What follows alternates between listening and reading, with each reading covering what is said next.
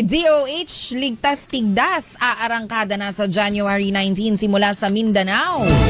Sa huling tala po ng Department of Health nitong December 27, 2025, umabot na po sa 5,123 ang kabuoang kaso ng tigdas o measles at tigdas hangin o rubella sa bansa. Mas mataas po ito ng 32% kumpara sa 3,880 na kaso sa parehong panahon noong 2024. Samantala, pinakaapektado po ang mga batang edad 6 na buwan hanggang mas mababa sa 5 taong gulang na may naitalang 2,567 na kaso o kalahati ng kabuang bilang ng measles at rubella sa bansa.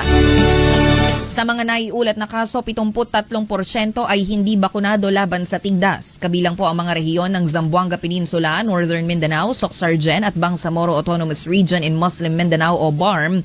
Sa Mindanao, sa may pinakamataas na incidence rate o bilang ng mga bagong kaso sa isang takdang populasyon at panahon. Nagpapahiwatig po ng tuloy o patuloy na pagkalat ng sakit sa mga nasabing rehiyon. Tinatayang 55 hanggang 100 at 82 sa kada 1 milyong populasyon ang nagkakaroon ng tigdas sa mga nasabing lugar. Kaya naman sa darating na July o January 19 January 19 po sa susunod po na linggo ito, isasagawa na ng DOH katuwang ang lokal na pamahalaan ang Ligtas Tigdas Campaign na isang malawakang bakunahan kontra tigdas at tigdas hangin. Bahagi po ng Phase 1 ng Ligtas Tigdas Campaign ang mga rehiyon sa Mindanao at BARM kung saan mataas sa mga naitalang kaso ng tigdas. Mula sa karaniwang pagbabakuna sa tigdas para po sa mga batang edad 9 at 12 buwang gulang, babakunahan na po maging ang mga batang edad 6 hanggang 59 na buwang gulang o ito po yung 6 months old hanggang 5 years old and below o yung wala pang 5 taong gulang para po ito ay mapababa yung pagkalat ng tigdas. Ano man po ang kanilang vaccination status, ibibigay po ito sa mga bata. Target ng DOH na babakunahan ang 2.8 milyon na bata sa Mindanao at BARM.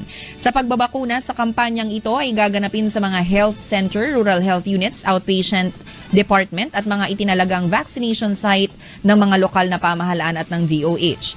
Patuloy pa rin ang pagbabakuna sa mga health center at itinalagang fixed vaccination sites para sa iba pang uri ng routine immunization sa buong bansa.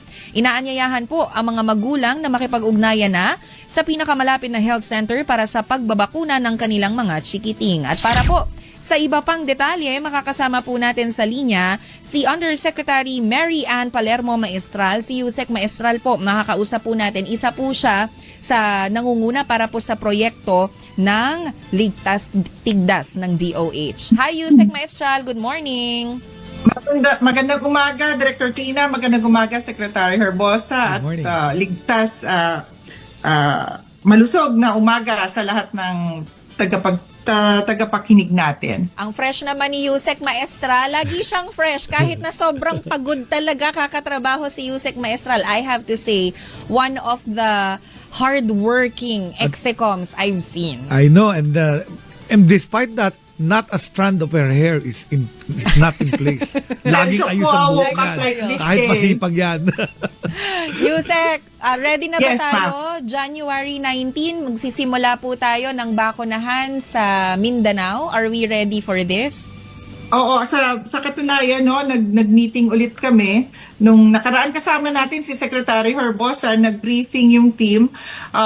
We're almost done with the preparation. At saka yung mga gamit natin at mga bakuna, yung unang tranche nasa ground na. I am trying to follow up and kumukuha ng feedback sa baba kung ano pang dapat nating ibaba. May second tranche pa tayo na I believe nakaalis na. Ay, very good. Nakaalis na. So, kailan natin ilo-launch ito, Yusek Maestral? Mag-uumpisa po tayo sa January 19. Saan tayo ilo-launch? Diba, Sek, kasama tayo. Pupunta natin yung Jensan sa January 19. So, yung mga taga-Jensan dyan, dadating po ang buong executive committee ng Department of Health para pangunahan ang pagpapaumpisa nitong supplemental immunization activity.